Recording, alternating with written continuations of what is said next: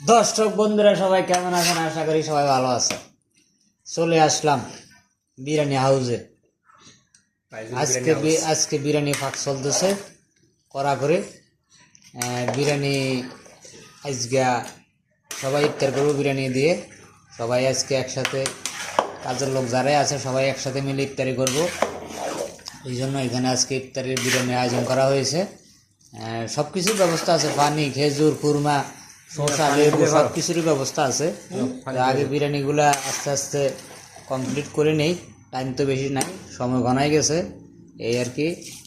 এই যে আমাদের সব বাউসছে হল সবার ঘুরে রে মোর সবার রস স্যার নতুন দেখলে